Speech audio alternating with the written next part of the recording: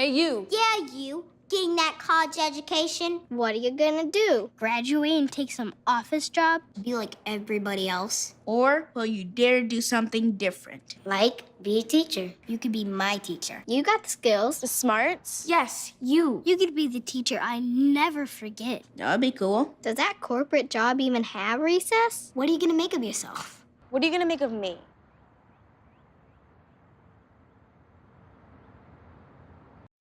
Your son wants to get a cat, I'll really take care of it. but you're allergic. Do you A, prepare yourself,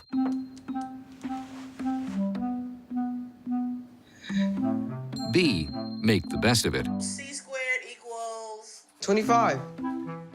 Good job. or C, find a loophole?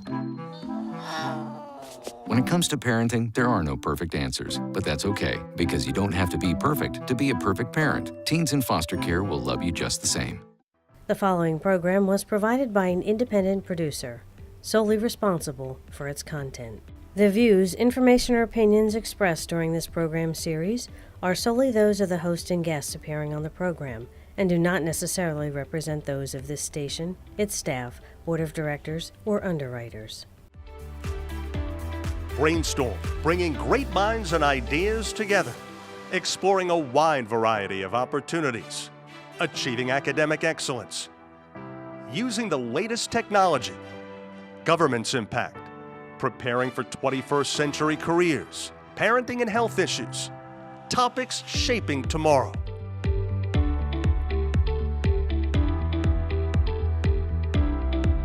Brainstorm with Lisa Willever, bringing great minds and ideas together. Welcome to Brainstorm. I'm Lisa Willever, and today we're talking about autism. Before we begin, let's learn a little bit more about our topic. We frequently hear the words autism, autism spectrum, and Asperger's. But what do we really know about autism and those on the spectrum? And how much of what we know is actually based upon current research? If knowledge is truly power, then up-to-date knowledge becomes the best tool for the parents and teachers of children on the spectrum. So joining me today, I have Dr. Thomas Zane. Dr. Zane, thank you so much for joining me today. Oh, you're more than welcome. Glad to be here. So why don't you tell me a little bit about your background? Sure. So I grew up in the Midwest, and I went to undergraduate and master's degree school at Western Michigan University. Then I worked clinically. I've been a clinician for many, many, many years, but after my master's, I worked for a few years in North Carolina with individuals with developmental disabilities, including autism. And then I decided to go back and get my PhD, which I got at West Virginia University in psychology, primarily applied behavior analysis, which is what we'll talk about a lot today, I'm sure, in connection to autism. I'm going to ask you a very simple question because we hear the word autism. You know, over the years we've heard it. I don't remember ever hearing it when I was growing up, but over the years it was introduced to society, and then little by little we've heard more and more.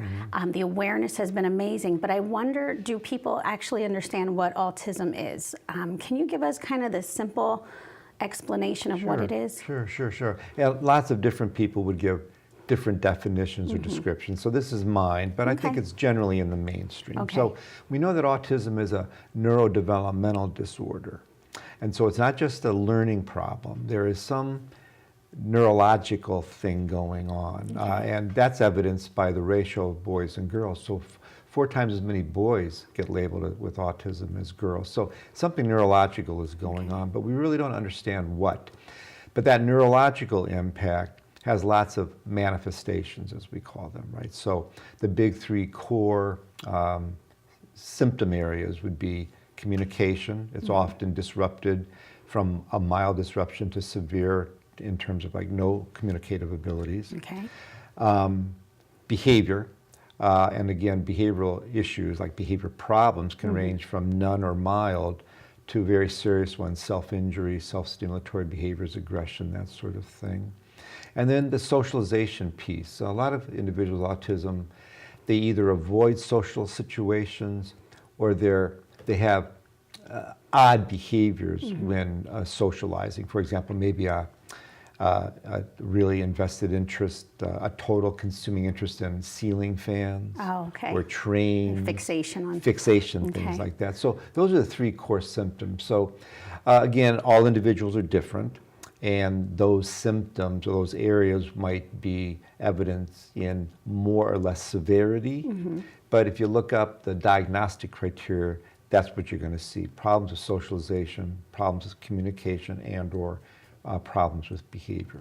Now, is autism something that kind of came on suddenly, or did it just suddenly start getting identified and diagnosed? Both. I okay. think it's always been around. Bruno Bettelheim in the 1940s was one of the first to diagnose autism in individuals. But lately, the incidences have been increasing. So currently, there's 1 in 59 individuals diagnosed with autism nationally. Wow. But in New Jersey, it's even worse. It's 1 in 38. I thought I read something Yeah. about that. I think it was on the website. 1 Yeah. in 38. That's unbelievable. Now, there's nothing odd about New Jersey that produces that more frequent incidence. It's that the services in New Jersey are so good and so well known that families with individual autism want to come here because there's a good quality level of services. But the incidence has been increasing. And then the question always becomes, well, are we just diagnosing it more? Or is it truly something's going on? And I think it's a little bit of both. I think most of us think that we're better at diagnoses. People see individuals who might be struggling in some way and often leap to, well, maybe we better get the kid checked out. Maybe it's autism. But also, I think something is going on. No one really knows. There's no proven cause. So nothing has been proven No, yet. nothing's been Because sometimes proven. you see articles and You do things see from lots. questionable sources, and they'll nail it down to a definitive cause. There's Right, nothing and proven. I'm glad you said that, the questionable sources. So Okay. some people think that it's bad bacteria in the intestine, but that's never been proven. Okay. Some people, Bruno Bettelheim, who started this, thought it was caused by a cold mother. In fact, he coined the term refrigerator mother Wow, that okay. produced kids with autism, but that's been thoroughly debunked. So it's nothing to do with the mother or the father. It's a neurodevelopmental disorder. Some people believe it's toxins in the environment. That's never been proven. So no one really knows, but I think it's a little bit of both. Okay. We're more aware, which leads to more diagnoses, but also I think there's truly something going on, but no one knows. Now, I know with my third child, he didn't speak until he was almost 2. And every week somebody said to me, you should have him tested. You should have him tested. And, part of my husband and I, we kept watching the 3 children. The 2 older ones were 6 and 7 years older than him. They were doing all of his talking for him. He didn't really have to say much because they were right there next to him all the time. So I know it's confusing for new parents to know, when are you being an over anxious new mom or dad, or when is it time to really bring things up to the pediatrician. So what should parents look for any kind of symptoms or signs? So a common occurrence is that we see a toddler, young child developing normally, locked in socially, good eye contact, participating with other members of the family, and then starts withdrawing. Okay. So you start losing the eye contact. They struggle. They don't want to be sitting at the table with others, for example. They don't want to, or they want to play alone, or they play oddly. Maybe they've been playing with cars, typically, but now maybe they're turning the cars over and simply spinning the wheels. So often we see this regression around 36 months of age. Now, it can happen anytime, but often we'll see a lot of normal development, and then we start losing it. And if a parent were to see that sequence of events, that's a bit of a cause for alarm, and there should be some assessment done. Does that mean if you start noticing this going back movement at 2 years old, that there wasn't autism prior to that, or was the autism always there and it's just manifesting at that age? I think it's more the latter. I don't know if Okay. anybody knows precisely that all of a sudden hits, but there's probably some neurological event That's there that from the kicks beginning. in. Okay. Yeah, that's there from the beginning. And then something triggers it, like an autoimmune thing, Yeah. We might be going through our lives, but then something like we get sick, and that triggers other autoimmune things. It's probably something like that, where it's always there. He doesn't contract it at the age of 36 months. Yeah. Something triggers it. Now, can it be diagnosed at 7, 8, 10 years old? Oh yes, It definitely, can. sure. And I was about to say that it's being able to be diagnosed younger and younger with the advances in our assessment and medical procedures and things like that. So. Now, from everything I've read, and I think everybody knows somebody who has an autistic child or knows of an autistic child in their circles, and I do know several, and I've always heard from most of the families that the thing that made the most impact was the early intervention. Can you talk to the viewers? We only have a few seconds right now, but just give me the brief early intervention, and then we'll come back after the break. Sure. Bottom line, the earlier, the better. It's been proven beyond a shadow of a doubt that early intervention has the greatest predictive outcome for the kids. So early intervention is very, very strongly recommended for kids with autism. The earlier, the better. And does that early intervention include, first stop talking to your pediatrician? Oh, sure. There or needs to be Googling everything yourself and trying to diagnose? Well, Google is okay, but you got to get a formal definition from a professional who's expert in the field. Okay. And that then will kick you into the opportunity for early intervention. So that's a problem, though. It's hard to get. There's lots of waiting lists for pediatricians and doctors and psychologists to do this, but got to move fast, get that diagnosis, get into early intervention. And be persistent as a parent. Got to be persistent. Because you're your child's advocate. Oh, totally true. Totally Okay. true. We are going to be back in a moment with some more excellent conversations. So join us in a few moments. We'll be back with Dr. Thomas Zane.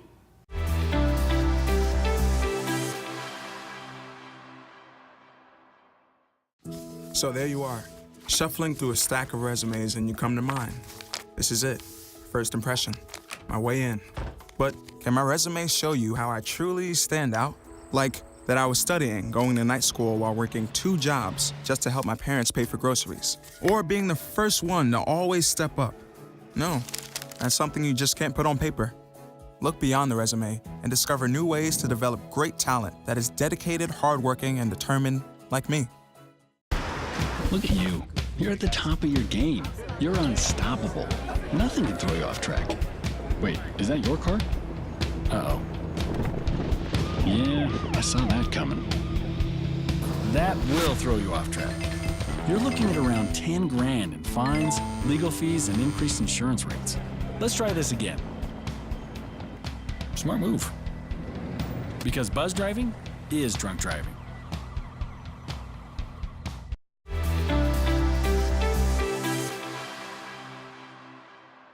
And we're back with more Brainstorm. Joining me, Dr. Thomas Zane, and we were just talking about early intervention and how important it is. So obviously there are things that people can do to help those who have autism. And it is, as they say, a spectrum. Can you just tell me about the spectrum, what that actually means? Sure. So no 2 individuals with autism look or behave alike.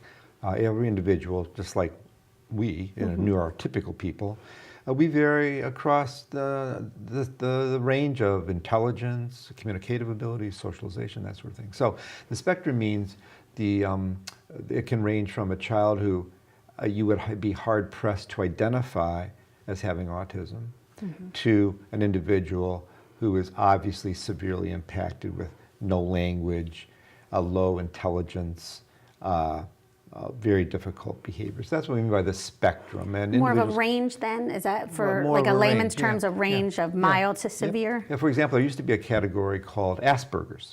You might think about Rain Man, for example, the movie Rain Man. So that used to be a diagnostic category, and Asperger's label referred to those individuals with autism who were maybe verbal, pretty good intelligence, very few obviously odd behavior problems or ones that it would impact negatively on other people. But the DSM-4, the Diagnostic Skills Manual, which is our formal diagnostic criteria published by the American Psychiatric Association, a few years ago when they revised the manual, they eliminated the Asperger's syndrome. Oh, I didn't know that. Yeah. So now it's just the diagnosis of autism. But again, those who would have been labeled with Asperger's would have been on the higher end or the one end of the continuum. So that's what the continuum is, Okay. and you can find any individual falling along that range. So now you do your work at Eden. Yes. And that's in Princeton, New Jersey. And this is a place that, even though it's located in New Jersey, has programs that are used nationwide? Well, yes, Eden has a series of group homes and day programs for adults, which is Okay. very important. But our treatment methodology is applied behavior analysis, Okay. which is very important. I'd like to talk about that I a would little love you bit. to explain And that. many schools across the country and the world use applied behavior analysis. So ABA, as we often call it, it's a treatment strategy that is very effective with individuals with autism. In fact, the Surgeon General of the United States in 1991 formally recognized that applied behavior analysis is really the only treatment for autism that has a good evidence-based research foundation showing that it's effective. And so basically it's a learning approach where we believe that kids with autism, individuals with autism can learn skills. They can learn to socialize. We can improve their language. We can establish language abilities in these individuals. We can stop inappropriate behavior through a lot of practice and reinforcement and prompting of the skills. So ABA, its trademark is based on the philosophy of science and the practice of science. So all the strategies that we use in ABA have been thoroughly vetted through really rigorous research studies. Okay. And thus, that means that ABA treatments are vetted already to be effective, and that's why applied behavior analysis is so effective, because we are using strategies that are evidence-based through a scientific vetting of the procedure. And a thing I wanted to point out to you and your listeners is, in contrast to ABA, there's a lot of therapies that are coming into the autism world. Actually, we call autism a fad magnet, because a lot of treatments that are not evidence-based, that are very suspicious, that are not proven, are offered to the families of individuals with autism, and there are red flags. For example, some of the more gross ones are drinking a mixture of water and bleach. There's a fellow who advocates bleach, chlorine. Somebody actually advocates parents give their children water and bleach for autism. Yep. No scientific underpinning, and we know, I mean, anybody with common sense knows that's dangerous, you know? Another treatment is a fecal matter transplant, where you take the fecal matter of a healthy individual and you actually physically insert it into the body of an individual with autism, because there's this belief that I mentioned in the first segment that autism is caused by bad bacteria in the gut. So the logic is, if we replace the bad bacteria with the good bacteria, that will cure autism. That'll cure it. There's absolutely no science behind that. But now the autistic community, the parents specifically, I would imagine at some point become so overwhelmed and so desperate to see some kind of progress that they become easy prey for people with nefarious ideas and want to take advantage. So true. And the parents, they just want help. They just want something to aid their children. Do you think the most important thing to get across to parents, especially those who are watching who may have newly diagnosed children on the spectrum, is that it will take time, you know, not to, you know, feel that your child's not progressing because there's some cure somewhere that promises it'll be fast. There's no quick cure. It's going to take time. It's going to take time. And hang in there. It's what we've learned through autism treatment is that a lot of time has to be invested in learning, in going through treatment programs, like the early intervention that we talked about. Start early, because that gives the individual child more time in therapy. You can't drink a glass of bleach. You can't sit in a hyperbaric oxygen chamber a few times a week. And you can't get that quick cure. And I would, if you don't mind me making a recommendation to the parents, there's an organization on the internet called the Association for Science in Autism Treatment, ASAT, A-S-A-T. And that organization is devoted to disseminating science-based treatment ideas. As actually, I and some doc students at Kansas, we write a regular column for their newsletter about different treatments. It's called, Is There Science Behind That? And I would recommend to parents and service providers to go to the ASAT website to get science-based, objectively vetted info about different treatments. Could be the most important website they have access to if their child is on the spectrum. Now, especially with so many myths, I would love to play brainstorm with you. Okay. So brainstorm is very simple. In the tradition of brainstorming, we listen to an idea. If we think it's good, we keep it, if it's valid. If not, you get to ball it up and shoot some baskets. I would love to ball things up. Balling things up is always fun. Okay, here we go. Are you ready? Yes. Number 1, autism symptoms can range from mild to severe. That's all true. We talk about the continuum. Okay, very good. Number 2, those with autism process and respond to information in unique ways. That's probably true too. Okay. Yes. Different learning styles. Okay. Number 3, autistic individuals have lower intelligence than others. Certainly not true. Okay. We see a wide range, just like with the neurotypical. Hope I can hit the basket. Look at that, 2 points. Number 4, early intervention isn't important. Oh, that's false, as we said before. It's critically important. Good job. Number 5, autism is a neurological disorder affecting the functioning of the brain. Yes, that's true. Okay. Number 6, parent training and support is not very important. That's not true at all. It's very important to get the parents and the family involved as early as possible. Correct? Yeah? Okay. Good.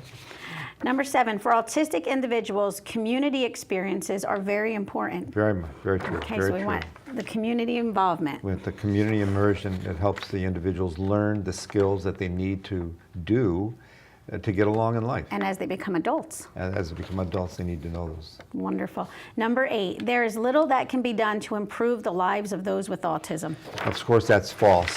We have strong therapies and treatments that can really help these individuals. Well, I think you've provided such wonderful, valid information for the viewers. I hope they visit the website, and thank you for everything you've been doing in the field of autism. More than welcome. And we will be right back after the commercial.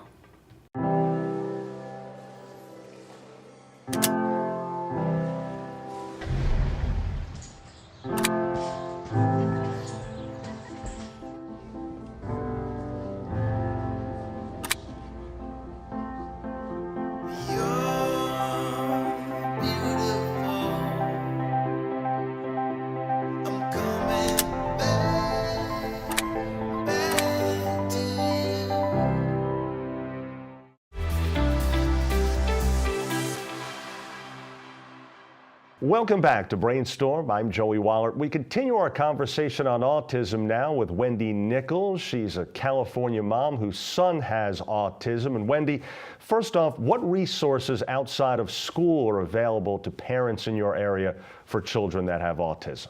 Sure. The state of California has a program called Valley Mountain Regional Center, and they provide many different avenues for parents and the children to get basically involved in advocating for their kids and educating the parents. Services such as, like my son had swimming, because it's helpful for him to exert the energy. They're also in conjunction with a place called Family Resource Center, which offers a lot of classes as well. Currently, my husband and I are going to be taking what's called MAP Pro, which is to help us with our son. He's severely aggressive. And it's to help us learn how to hold him so that he doesn't injure himself or us in the process. So there's different kinds of classes that they provide and offer. A lot of times they're not very forthcoming with what they do offer. So you do have to advocate for your children. That's the most important thing. Now, how old was your son when he was diagnosed? He was 2. So was it a pediatrician or was it yourself noticing the differences in your child at first? Initially, it was my husband and myself noticed that he had reached several milestones early. but his speech was still lacking. And also he would do some really weird things. He would just kind of pace and look out of the corner of his eye and stack things. And if they weren't stacked, according to what he thought they should be, then he'd get frustrated and knock them over and start over again. And so it kind of, for me anyways, it a question mark popped into my head, like there's just something not right here. And he was due for his well child check. So we had the pediatrician, take a look at him, and she referred us to Valley Mountain Regional Center, and they actually came to the home and did several tests on him. And they did advise us that they felt like he was autistic, but they couldn't give us a definite diagnosis. So the pediatrician referred to a specialist that specializes in autism, and that is where we actually got the diagnosis from. Wendy, what are some of the misconceptions people have about kids with autism? Autistic children are extremely intelligent. My son is 10. He's nonverbal, and he's on the severe end of the spectrum. However, he's very manipulative, and he knows how to get what he wants. So people can't just assume that he doesn't know what you're talking about or that he doesn't know what he wants. He's very adamant about certain things, and he will go at a lot of lengths to get them. And we've seen it. And he might be like, on the other side of the room, and you might be having a conversation with somebody else, but he hears everything that you say. And if you say a certain key word, he knows exactly what it is, and it gets his attention, and he's ready to go. Another misconception is that all autistic children are different. Everybody thinks that once you have autism, you can be treated the same as any other child with autism, and that's not the way it is. Every autistic child is different. They have different symptoms. They have different little quirks. So you actually have to treat each child individually, like you would any other child, a neurotypical child. You treat them all different. And you just have to get to know each of them individually. Tell us about some programs that help parents to deal with the issues that affect children with autism. Yes, Valley Mountain Regional Center and the Family Resource Network, which I had mentioned earlier, they both offer classes for parents to teach them how to learn to adapt to having a child with autism, or even on the spectrum, even like an Asperger's child. They have classes to teach you how to learn to advocate for your child and how to deal with an IEP, an individual education program for the schooling. Also, they teach you how to transition from grade school to high school, or from like a kindergarten or a preschool type setting to a actual school that's full of neurotypical children, and they're going to be integrated in. So they help you with all that. All right, we thank Wendy Nichols for joining us here on the show. And as always, we thank you so much for joining us. We'll see you again right here next week with another edition of Brainstorm.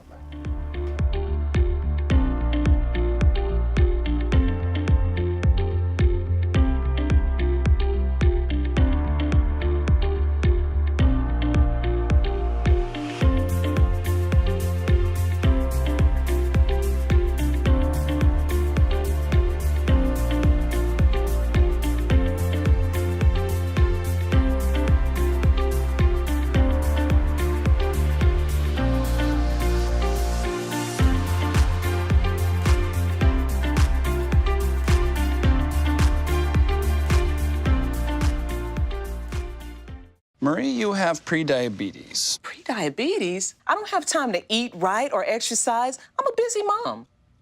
Oh, you're a busy mom. Yeah. This is great news. Busy moms never get prediabetes. Wait, what? Let me just... Yeah, this is all the people at risk for prediabetes, and way over here, busy moms. No?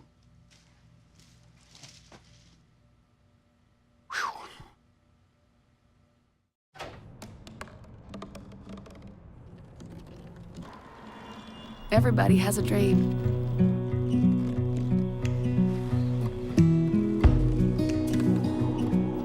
mine was to see the ocean. And with a little help, I made it.